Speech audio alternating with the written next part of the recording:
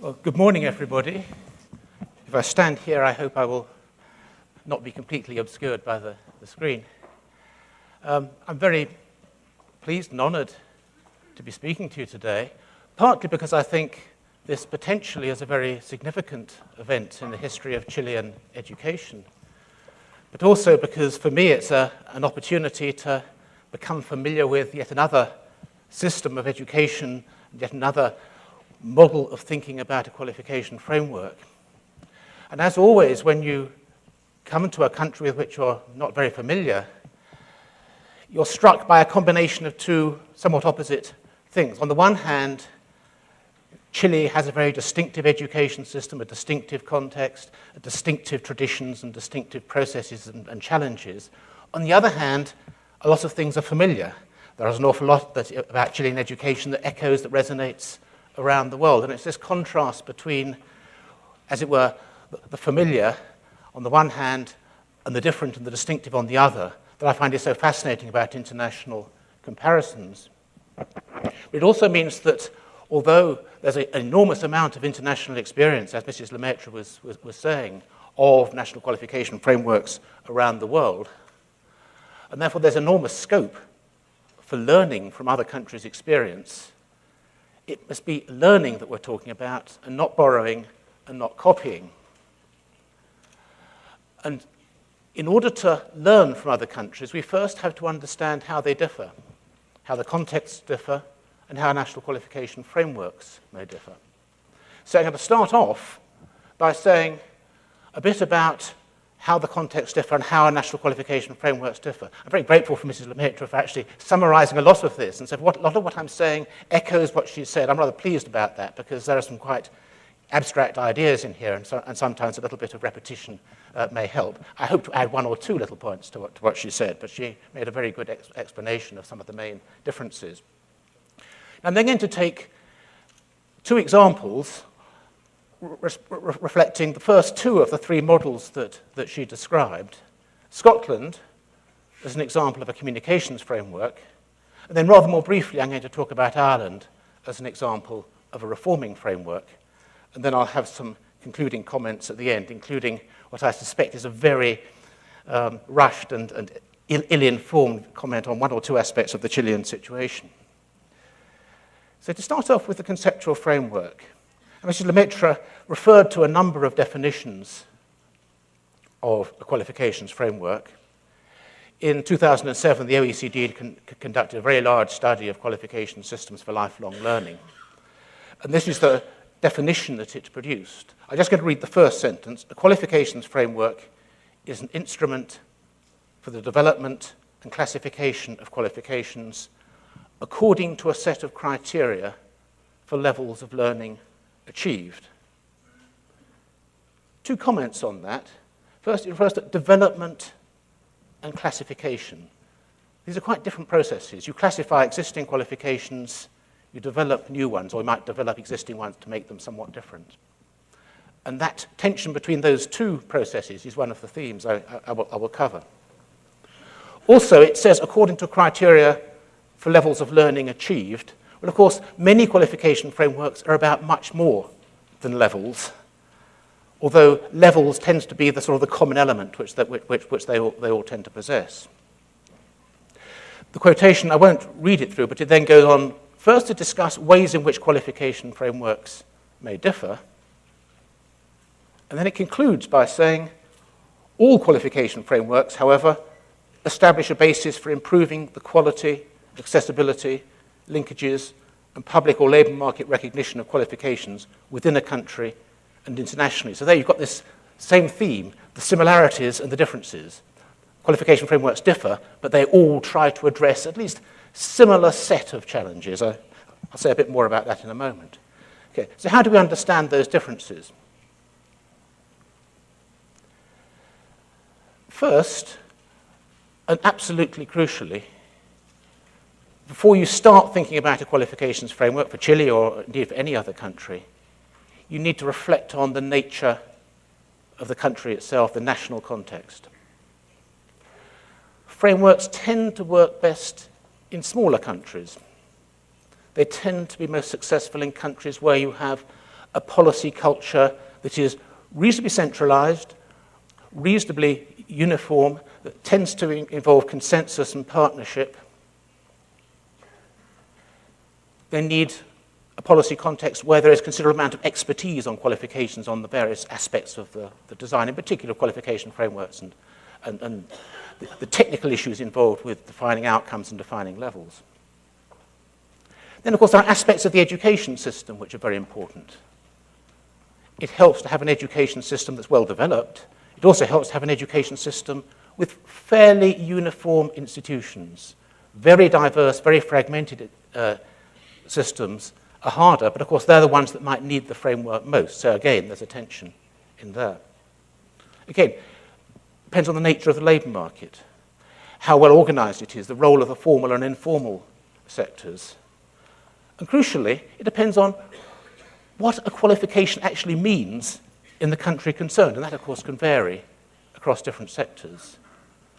Are they seen primarily as indicators of what people have learnt, or do they have some other, perhaps more sociological, perhaps more distributional role that is largely independent of that? So the national context is absolutely essential, and the first thing that you need to do if you were thinking about a framework for Chile would obviously be to reflect on, well, what is it distinctive about the Chilean situation, which, including those headings there, which might make it rather different from other countries.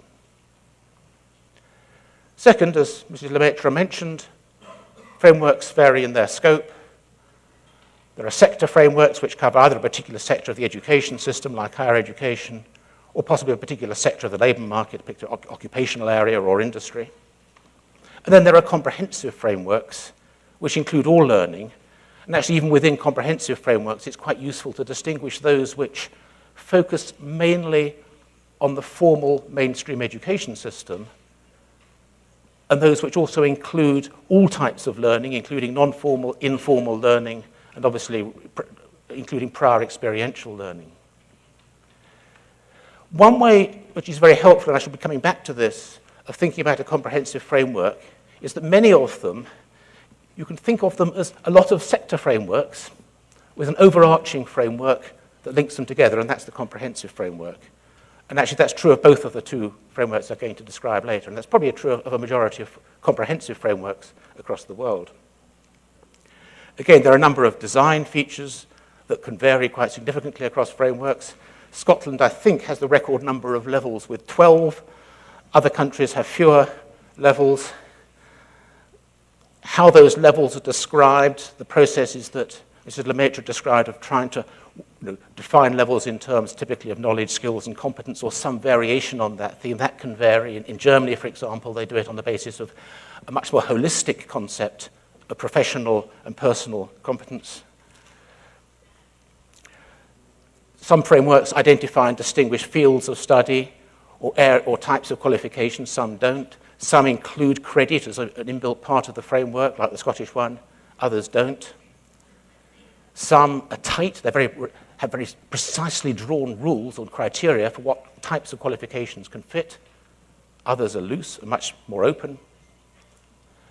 Quite importantly, the role that learning outcomes play in a framework can vary quite widely. I've made a distinction between what I've called outcomes-led frameworks, where the learning outcome is seen as the main factor that's driving the way that the network tries to intervene into the education system, and outcomes-referenced frameworks, which use learning outcomes as an important part of the architecture of the framework, but only as part of it, and makes much more reference to, for example, professional judgments and experience and other criteria for allocating qualifications to the framework, and doesn't rely upon learning outcomes to drive the change. Again, I'll say a bit more about that in a moment.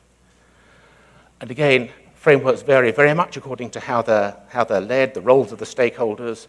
Are they regulatory or are they voluntary? Are they top-down? A lot of frameworks across the world are really driven by a ministry or a government agency. Some, a few, are bottom-up, and most are some sort of compromise between the two. And then, of course, frameworks, not surprisingly, vary according to their purposes and according to how frameworks try to achieve them. And just to comment briefly on possible purposes, and again, not all frameworks try to achieve all of these purposes, nor is this necessarily a complete list.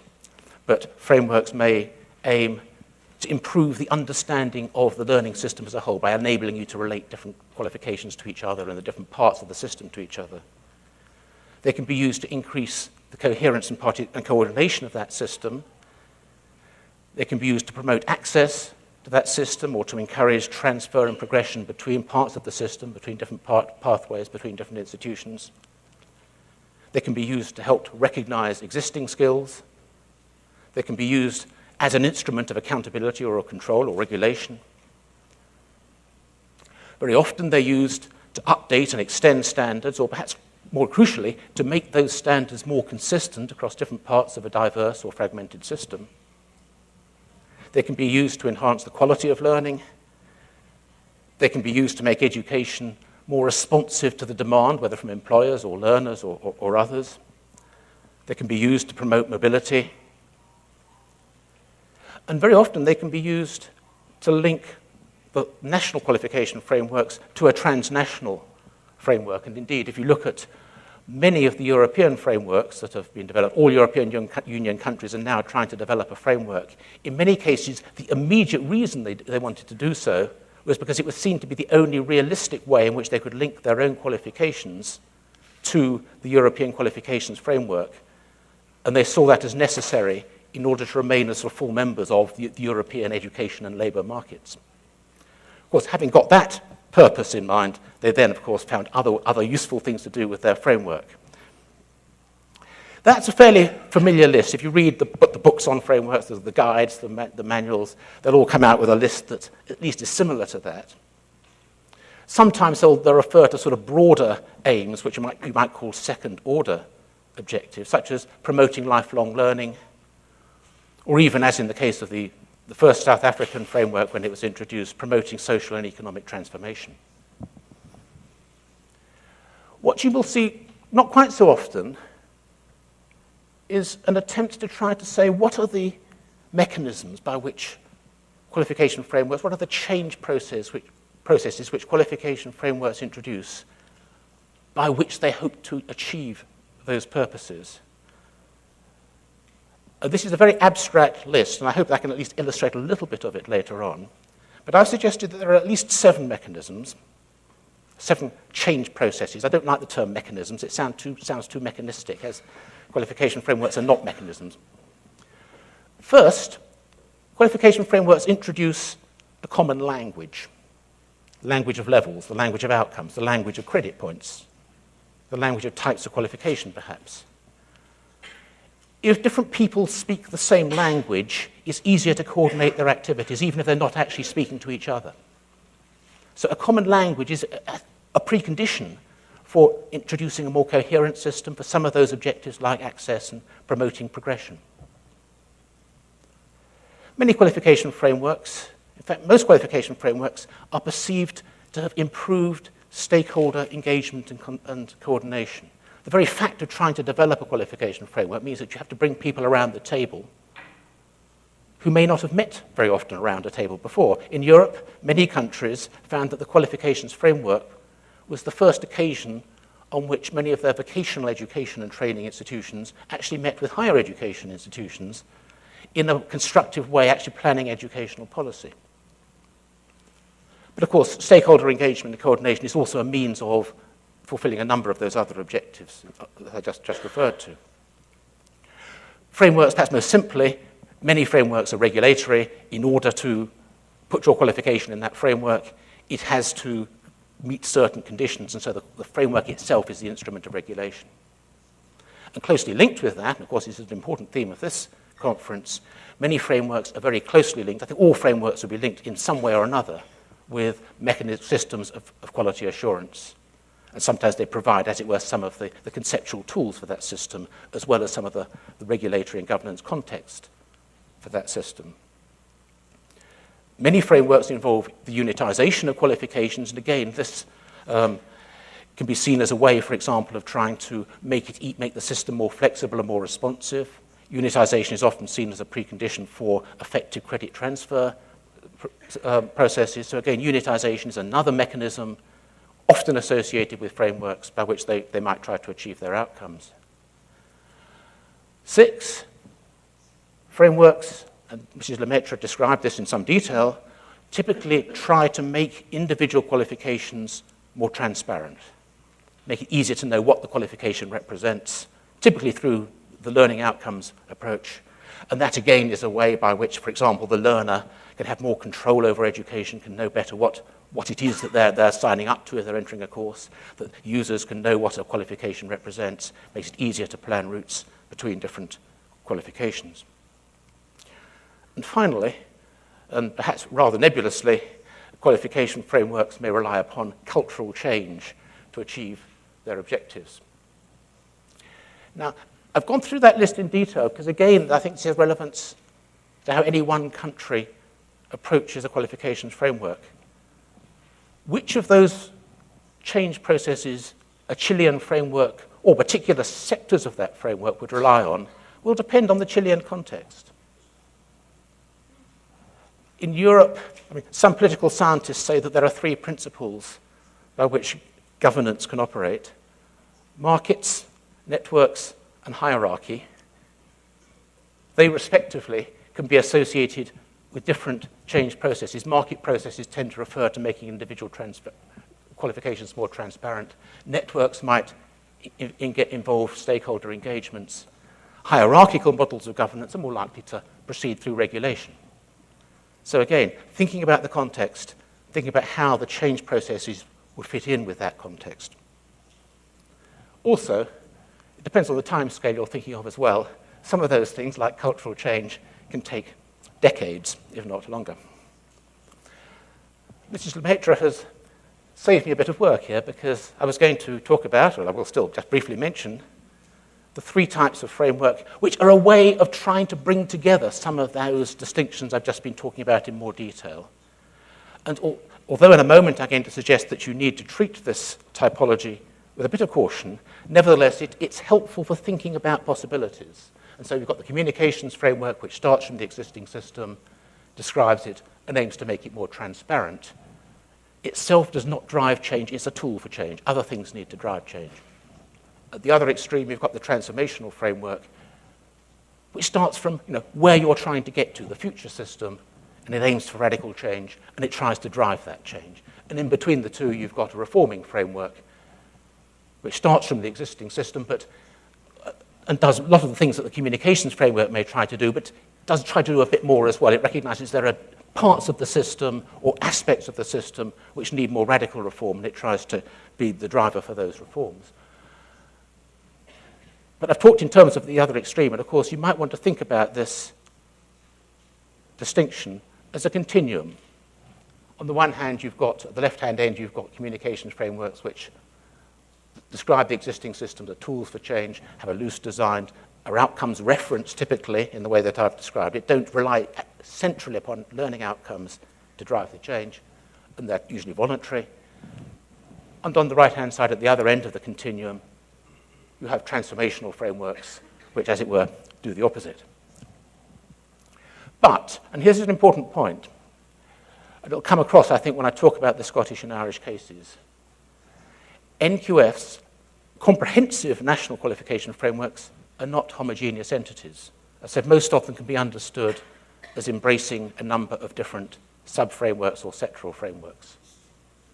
Nearly all NQFs, national qualification frameworks, vary across those sub-frameworks, and also between the sub-framework and the overarching framework, which is usually looser and less specified. Also, and quite importantly, an NQF framework may vary over time. And they could vary in different directions. A lot of the European frameworks are consciously being designed as communications frameworks because that's the easiest part of the process. You get them established. Then you might want to use those frameworks for somewhat more radical reforming objectives. There's another point of view which says, well, actually, many frameworks move in the opposite direction. They start off as reforming frameworks because there are reforms that they want to make. When you've made the reforms, then what's the framework left to do? It's just describing the system that it has already reformed. So it's then a communication framework. So, and of course, frameworks can be, different parts of a framework can vary in different directions. So that typology of frameworks is a very helpful way of thinking about the possibilities. But in practice, it's more complicated. There's variation within a national context. Okay, so having introduced, as it were, the conceptual map of how frameworks can differ and how their context can differ, I'm now going to say a little bit about the Scottish Credit and Qualifications Framework, which is probably the best example, or at least one of the oldest examples, and therefore the example for which we have most experience of a communications framework.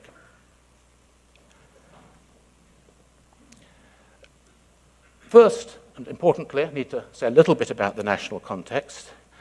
As you may know, this time next year, Scotland will know whether it's going to remain as a part of the United Kingdom. It's going to have a referendum next September to decide whether it wants to become an independent country. It probably won't, but we'll see.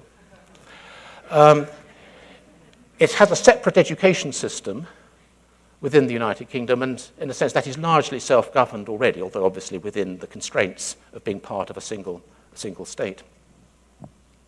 It's a small country, population of 5 million, and it has uniform institutions. We basically have one type of public university. Schools, basically one type of comprehensive school.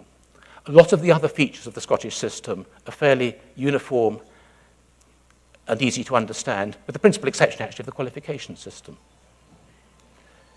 It has a policy-making culture that is reasonably consensual, centralized, involves partnership to quite a significant extent, although in a fairly sort of hierarchical way.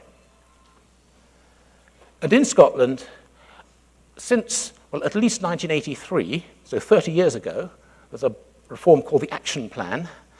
I won't describe that in detail, but just to make the point that we've had 3 decades in which we have been reforming different parts of the education system and the qualification system. And as a result of that series of reforms, the SCQF was able to incorporate 3 sort of fairly well-developed sub-frameworks as they have now become. So there's a framework that embraces higher education degrees, including, for example, a credit transfer system that was already in operation before the SCQF, before the overarching framework came along. And again, there's been a series of reforms which have led to a much more coordinated and unitary framework for the qualifications that schools and colleges prepare for. And there's a third sub-framework of competence-based occupational qualifications called SVQs, Scottish Vocational Qualifications, which are very similar to the national vocational qualifications, or NVQs, which are awarded in England, which I know have been very influential in some areas in Chile. And of course, those reforms basically provided the overarching framework with something to build on. And the main emphasis of the overarching framework was therefore to bring them together and to coordinate them, not to develop further within the frameworks, although obviously that might be needed as well. So there are pressures for a more unified system, for bringing these sub-frameworks together. And all of those circumstances helps to make the case for a communications framework a fairly powerful one. Right. I won't try to take you through the map. That's the standard map, if you look on the website, which you'll find now, of the Scottish Credit and Qualifications Framework. The point I simply want to make is that it's a grid with a number of cells with well-recognized names of qualifications in them, and it's communicating. It's mapping these qualifications against 12 levels on the left-hand side, and what effectively are the different sub-frameworks along the top. So, what about the framework? It's designed as a comprehensive framework. It links those 3 sub-frameworks, although it also wants to include all other types of learning as well, not just the mainstream qualifications. It's loose. The conditions for being, the conditions which a qualification needs to meet to be in the framework are not tightly specified, although they are for some of the sub-frameworks. It has 12 levels, and those level descriptors, I won't describe this in detail, are based on 5 characteristics of learning outcomes, which roughly speaking map onto knowledge, skills, and competencies, which is the famous trinity of the European qualifications framework. And it incorporates credit. All qualifications in the framework have a level, or their component units might have different levels, and they all have credit points, measures of the volume of learning. The purposes of the system are fairly modest. primarily sort of the communications function to make the system as a whole easier to understand, to promote access, and to promote progression and transfer between parts of the system. And the change process is referring back to that, those 7 types I referred to earlier. In particular, introducing a common language, the levels, the credit points. Unitization, most, not all, most qualifications are based on units. And the SCQF, at least, is engaged to a fair extent in bringing the stakeholders, the employers, different types of educational institutions into the fold. It's quite a powerful sort of committee structure that tries to do that. It was formally launched in 2001, implemented from 2003, although, of course, a lot of the elements of the framework were there already. It's voluntary. No qualification has to be in it, and it's led by, the quotes, the owners of the qualification sub-frameworks. The main bodies are responsible for awarding the qualifications within those frameworks, and that includes the universities. It also includes the SQA, the Scottish Qualifications Authority, which awards school and college qualifications. It also includes the body that is responsible for quality assurance of university programs. It now includes the college sector as well, which offer the main sort of post-school opportunities outside of the universities. Interestingly, other organizations, as of a few years ago, have been able to become so-called credit rating bodies, which effectively means they are empowered to put qualifications in the framework.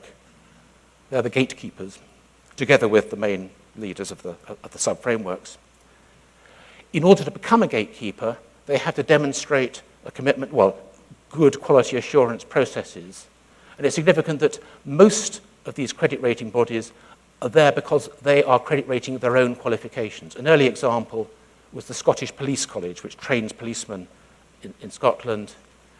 It produced its own qualifications. It wanted these qualifications recognized in a national context by the SCQF. And it applied to become one of the first bodies that applied to become a credit rating body, which empowered it to place its own qualifications in the framework. And in order to do that, it had to demonstrate that it had the right quality assurance processes. As for the implementation process, a familiar theme that's coming up, it's been slow. A lot of emphasis in the early years was on getting the mainstream qualifications together, the school and the college and the university ones. Some of the qualifications outside the main sub-frameworks were rather put on one side and took much longer to get in. The partnership has a very, very small bureaucracy. It still only has about 8 or 9 people actually working in the main SCQF partnership executive. Most of the power, most of the action lies with the partners, the stakeholders involved. But it was strengthened in 2007, so it has more powers of taking the initiative. And crucially, the Scottish framework has, although it's progressed fairly slowly and sometimes frustratingly, it's retained stakeholder support, particularly compared to many other frameworks around the world, support from higher education, which of course partly reflects the fact that higher education is helping to lead the SCQF, the Scottish framework. How is it used? A lot of institutions use it as a tool for developing their own programs. My own university, Edinburgh University, about 8 or 9 years ago, restructured its curriculum, and it did so in terms of the levels and the credit points of the SCQF. And of course, that process can similarly be extended to when different institutions get together in order to plan provision. Where you have, for example, different colleges, different institutions serving an area, they can use the SCQF to map what they're doing to make sure that there aren't any gaps. And again, they can use the SCQF to see whether, as a tool for planning progression routes and transfer between different programs. An important aspect, important development in Scottish education is a very strong pathway from higher vocational education into the universities, and that is based around the SCQF, based around credit transfer using the SCQF. It's, to a growing extent, being used for the recognition of prior learning. That's the Scottish term for a whole range of processes. More recognition than accreditation. It can be used for guidance. Some employers use it to manage their own workforces, to assess the skills of their workers, to plan career progression, to for recruitment and for various sort of training functions. Nevertheless, most of the evaluations of the SCQF have said that, well, it has a lot of potential uses. The actual uses are not quite so great. So there's still a lot of uses still to be realized. And the phrase that's often used when you do an evaluation is a useful tool. It's something to have around there, and it's helpful. But actually using that tool requires other things to drive the process. So just to sort of sum up, the SCQF has been broadly successful, but that success does need to be related to the fact that it started off with fairly modest aims, and also that it built on earlier and sometimes much more radical reforms. Some of the earlier reforms that created the sub-frameworks certainly fitted the reforming framework type, possibly in some cases the transformational framework type. Much of its impact has, I think, been achieved, this is my personal analysis, by becoming the national language. That the fact that increasingly educational provision is being planned and understood in terms of levels, SCQF levels, in terms of the credit points and so forth. And of course, even when you're not actually, when people are acting independently within an education system, but if they're using the same concepts, the same tools, the same notions of levels, for example, to plan their provision, that means there's a sort of process of increasing coherence that's almost built into the system. So establishing a national language, I think, is extremely important. Interestingly, the SCQF has had more impact in the education system than in the labour market. Recently, we were doing a large study as part of a multicultural, multi-country study of credit transfer. When we spoke to people in the education system, they all said, yes, the SCQF is very useful for enabling us to plan these transfer routes. When we spoke to the employers, they said, SCQF, what's that? Or possibly some of the large employers knew much more about it, but their sense was that it wasn't really for them, it was more for the education sector. And that's something you find in quite a number of evaluations and studies of qualification frameworks. And also in the same study, we said, well, actually, a framework has to recognize and to take account of the fact that there are important barriers which stop you from having a completely seamless system in which anybody can go anywhere and move anywhere. There are barriers to do with different types of learning. You can't just transfer credit between learning that is qualitatively different. There are institutional barriers, all sorts of reasons why institutions might be reluctant, for example, to grant credit in this case. And more broadly, there are political barriers. We're talking about a process which potentially affects the position of powerful interests, powerful institutions, and that process will meet with resistance. And also, as with other frameworks, but especially communications frameworks, the evidence from the Scottish case is that a framework needs to be part of a broader policy strategy. On its own, it's not going to achieve very much. It needs to be part of this broader strategy. I'm now going to say something much more briefly about the Irish qualifications framework, mainly because quite a lot of it echoes the Scottish experience, but there are one or two differences. And again, the Irish context has many features in common with Scotland, small country, fairly similar sort of policy processes. And in Ireland, there have been a number of reforms which have established, or at least in the process of creating sub-frameworks for universities, non-university higher education, general education, primarily talking about schools there, and what's called further education and training, which is, in a sense, most things that happen after school that aren't the non-university higher education or universities. So, as in Scotland, there were pressures to try to bring these sub-frameworks into a more coherent system. But in contrast to Scotland, those sub-frameworks were less developed at the time when the Irish framework was introduced. So in other words, there was still more to be done in developing the sub-frameworks themselves, in developing in particular the further education and training sub-framework, and to some extent the other three as well.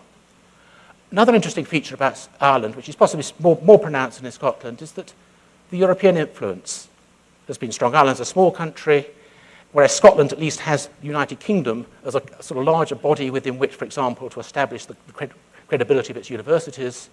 Ireland is more dependent upon the Bologna process, which is the unifying framework for higher education in Europe, as a way of establishing its position and possibly of gaining recognition for its degrees. And the Well, I mention this because the Bologna process and the need to be going along with it was quite an important influence, I think, on the Irish universities in wanting to join in with the process of developing a framework. It recognized that it was valuable to it. The universities recognized that being part of this framework would help them establish themselves internationally as well as within the countries. And all those factors, I think, point to the choice of a reforming framework. So it has a number of things in common with Scotland, but it's trying to do a bit more. It's a comprehensive framework, fairly loose. It has 10 levels rather than 12, and with level descriptors for knowledge, skills, and competence. It distinguishes different types of awards, types of qualifications. Within the framework, there are built-in guidelines for quality assurance and for access, transfer, and progression. And within two of the sectors, the further education and training and the higher education and training sectors, it's a regulatory framework. Qualifications have to comply with these conditions. And it's that in particular, and by virtue of complying, they therefore have to conform with the guidelines of quality assurance and for access, transfer, and progression. And it's that in particular that makes me class this as a reforming framework. It's actually trying to intervene into those two sub-frameworks more directly. And so its purposes, in a sense, it was trying to do the same sorts of things as in Scotland, but additionally it was trying, rather more than in Scotland, to raise standards, to enhance quality of learning, and broadly to change cultures. And likewise, the change processes it was relying on, to some extent the same as in Scotland, but in addition, for parts of the system, it was relying on regulation as a way of trying to achieve its objectives. It was relying more than in Scotland, I think, on quality assurance as a way of trying to achieve its objectives. And it's relied more upon cultural change. Whether it's achieved that is another question. Interestingly, this maps onto the logo you see down there. This is the famous Irish rainbow diagram, whereas the Scottish one I showed you was a boring rectangle grid. This one's a rainbow. And it doesn't put the high qualifications at the top, it puts the high-level qualifications down at the right-hand end and the low qualifications down at the left-hand end, although I don't think people are fooled. Again, it's mapping the qualifications, it's demonstrating where they are. I won't go describe it in detail. The coloured bars across the middle actually refer to the sub-frameworks. So the sub-frameworks cover different parts of, different ranges of levels within the overall framework. And at the top, round the edge, you've got the familiar names, the certificates, the qualifications, which everybody recognizes to help them to understand it. It was launched in 2003. As I've described, it built on earlier reforms, which were still continuing.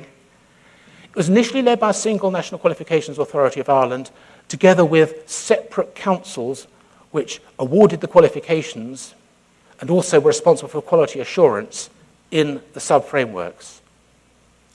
Well, not quite the same in the school and university sectors.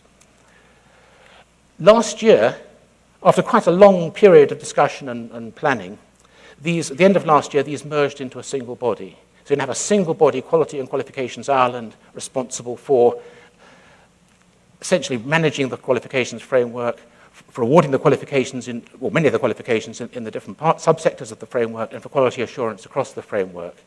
And it's still in the process of sorting out exactly how it's going to deal with the different sub-frameworks.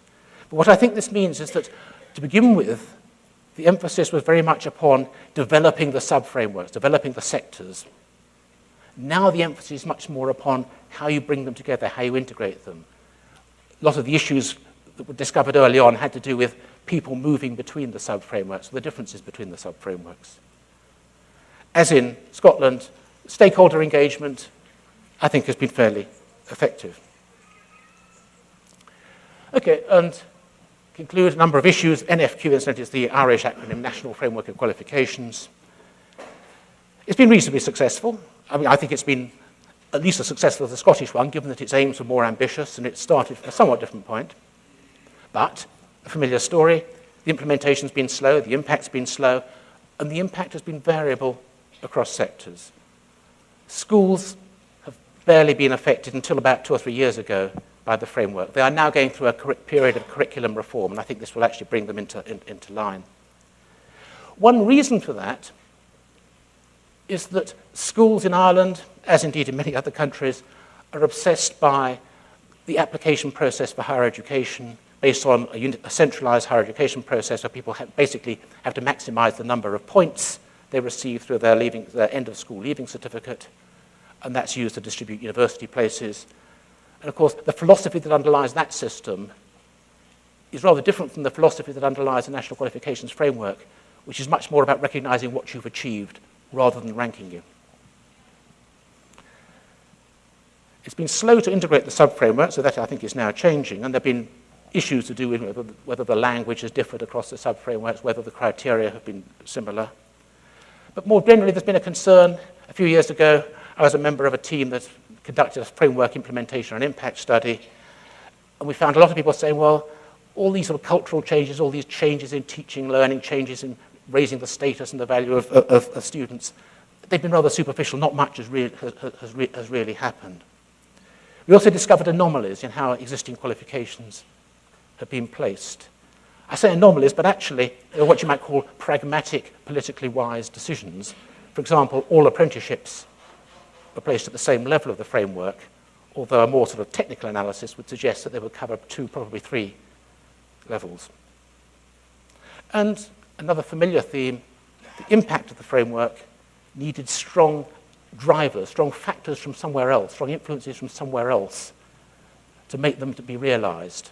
For example, one of the things we argued for as a study team was that the government ought to back the framework by making sure that its own recruitment, its own public recruitment, was strongly framed around, used the framework as criteria and the framework as a reference. And also, of course, that funding should follow the framework. Okay, so I just want to conclude with 2 sets of comments.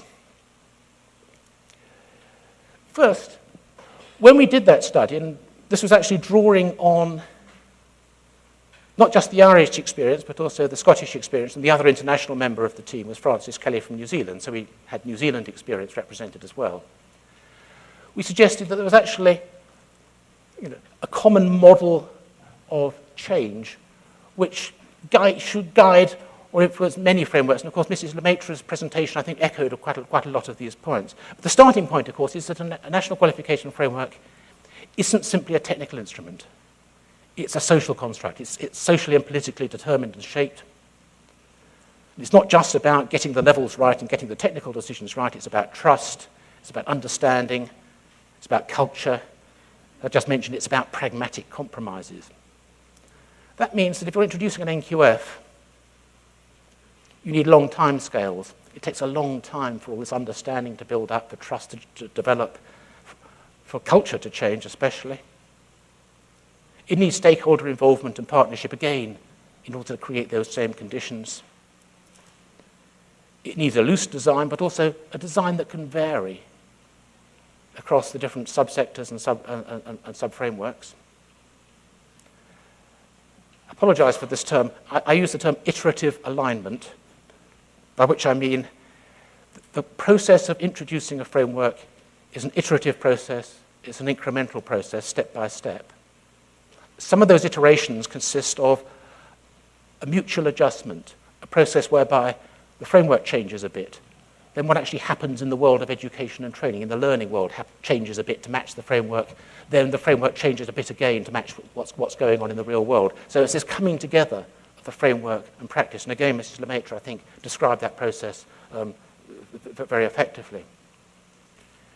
Also, and I think the Irish and Scottish frameworks provide a contrast here, it needs to find the right balance between developing within the sub-frameworks and integrating across the sub-frameworks. Scotland was largely about integrating across the sub-frameworks. Ireland at least started by being more about developing within them. And finally, I've introduced 1 or 2 rather ugly English phrases, at least, into the language of qualification frameworks. Another one is policy breadth, by which I mean a framework on its own is not a particularly powerful instrument. It has to be part of a broader policy or reform program in order to make it work. I hesitated before putting this one. I have to admit, I did last minute this morning revise my presentation. Here are 1 or 2 comments, and I apologize if I've offended everybody. What you might want to think about? Well, most of these are actually very obvious questions, and the questions that other people who've written about frameworks or commented about frameworks would ask as well. What are the objectives? Are those objectives the same for the different sectors that you're looking at? Could those objectives be achieved by other instruments in a qualifications framework? Will they change? Can you anticipate more different objectives in a few years' time? What is your timescale anyhow? This is a long-term process. You're not talking about something that in 2 or 3 years' time is going to be finished. How would those objectives be achieved? I won't go back to talk about the change processes, but which of those change processes would actually work in Chile? And of course, the answer might vary across different sectors, across different sub-frameworks. What would the immediate priority in Chile be? Would it be trying to bring together the different sectors of the education and training system, the different qualification sub-frameworks? Would it be about trying to develop the individual sectors or sub-frameworks? Would Chile be able to introduce a voluntary, comprehensive framework? Would the various stakeholders and institutions join in? What would be their incentive to do so? How could you create incentives to do so? What would be the consequences of their not doing so? That good thing about Scotland, and I think Ireland, I've tried to suggest this, is that actually, both because of the culture, but also because of the self-interest of institutions, a voluntary framework works because people want to be part of the national system. Do institutions in Chile want to be part of a national system? Are the employment stakeholders as engaged as those in education? And how engaged and how coherent, how unified are the education stakeholders in Chile? I'm conscious that you have a very differentiated higher education system. In Scotland, higher education has, if you want to be cynical about it, stopped the framework from doing any damage to its own interests, precisely because it's been in a position to lead the framework, but it was only able to do so because it could speak with a united voice. Would the same be true in Chile? And similarly with respect to other sectors of education. And finally, I've just said, and all the evidence suggests that frameworks only work as part of the broader policy program. Okay, what would that broader policy program or reform program look like in Chile? What would it be? Okay, thank you very much.